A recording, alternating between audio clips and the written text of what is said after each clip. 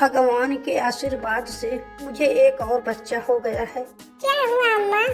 बहुत उदास हो, चेहरा तुम्हारा खिला हुआ नहीं दिख रहा है। क्या बताऊं बेटी, तुम एक लड़की हो, तुम्हारे पिता तुमसे खुश नहीं होंगे। वह आएंगे तो हम लोग को मार के घर से निकाल देंगे अब की बार। कौवा मजदूरी करके घर के लिए निकलता है, तभी रास्ते में उसे गांव का एक कौवा मिल जाता है। हमारा सपना फिर अधूरा रह गया, तुम्हें फिर लड़की हो गई। तुम्हारे पास दो दो लड़की थी, अब तीसरी एक लड़की और हो गई। अब इसे भी तुम संभालो। की बार मैंने कहा था कि अगर अब की बार लड़की हुई तो मैं तुम्हें घर से बाहर निकाल दूंगा। तुम्हें मैं अपने पास कभी नहीं रखूंगा। मुझे इसे छोड़ देना होगा। अगर मैं घर पे जाकर देखता हूँ, अगर ये लड़की हुई होगी तो सच में मैं इसे छोड़ दूंगा। तुम काहे घबराते हो? तुम्हें वो छोड़ो, मैं तुमसे शादी कर लूंगा। तुम मेरे साथ रहना और घर बसाकर अच्छी तरह से रहेंगे हम दोनों। कौवा आंख बबूला हो जाता है और गुस्से के मारे घर पर पहुंचता है और कहता है ये क्या मैं सुन रहा हूँ? फिर तुम लड़की को जन्म दी? मैंने तुमसे कहा था ना कि मैं फिर तुम्हारे अपने साथ नहीं रखूंगा। इसमें मेरी क्या गलती है?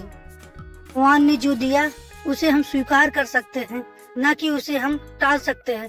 देखो मेरी छोटी बच्ची कितनी प्यारी लग रही है।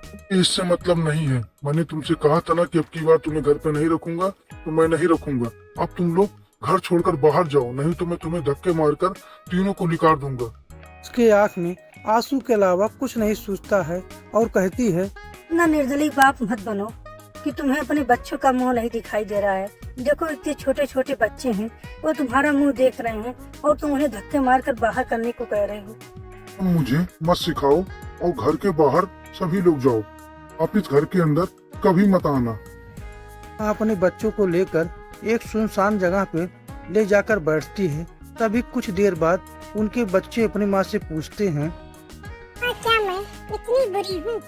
पिताजी हम लोग को घर से बाहर निकाल दी। मेरे जन्म होने से पहले मैं मर जाता तो ठीक रहता। नहीं बेटी, तुम तो बहुत अच्छी हो, बस सोच का अंतर है। अब तुम लोग मेरे साथ चबक जाओ और आराम से सो जाओ। कौवा मेहनत करके एक झोपड़ी को तैयार कर लेता है और तैयार कर लेने के बाद उस झोपड़ी में सभी लोग जाकर बैठ जाते हैं। तभी कौवी कहती है, हमारी मेहनत रंग लाई और घर तैयार हो गया। ठीक है अम्मा, हम लोग मेहनत करेंगे और आराम से बैठे रहेंगे, बाहर नहीं निकलेंगे, घर में ही रहेंगे। आप निश्चिंत रहिए। कौवी भोजन की तलाश में बाहर निकल जाती है। तभी उसे रास्ते में रानू चिड़िया मिल जाती है और रानू चिड़िया देखकर कौवी से कहती है, बहन, काफी दिन हो गया तुम्हें देखे, यहाँ इस जंगल में क्या कर रही हो?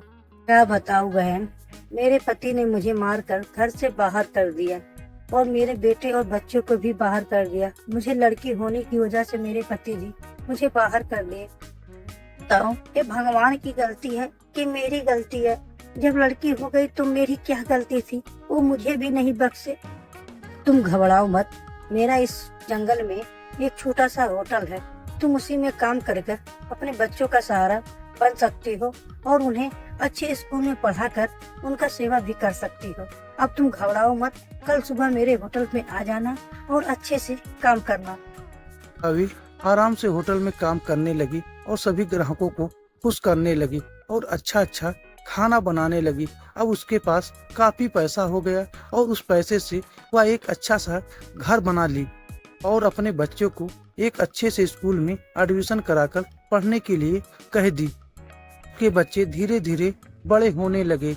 अब वह कौवी अपने घर में सभी बच्चों को ले गई। तभी एक बच्ची उसमें बोलती है, माँ, तुम देखते हो जो रात मेहनत करती हूँ, मुझे देखकर बहुत दुख लगता है, लेकिन तुम हार मत मानो।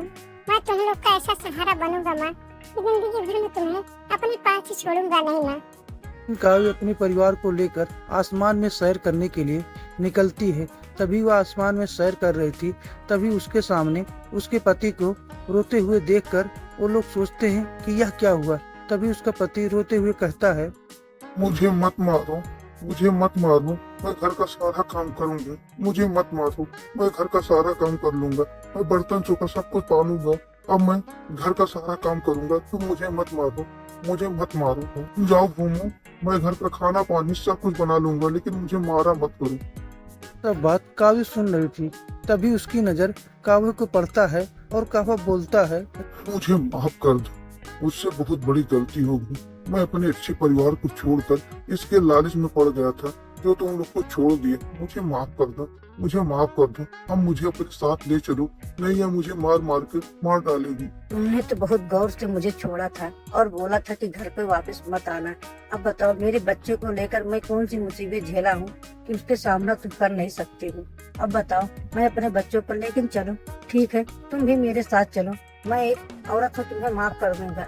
वे लोग मिलकर उस काव्य की अच्छे से दवाई करते हैं और उसे ठीक कर देते हैं। दोस्तों, ये छोटी सी कहानी अगर आप लोग को अच्छी लगी हो तो मेरे इस वीडियो को लाइक और चैनल को सब्सक्राइब जरूर कर दीजिएगा।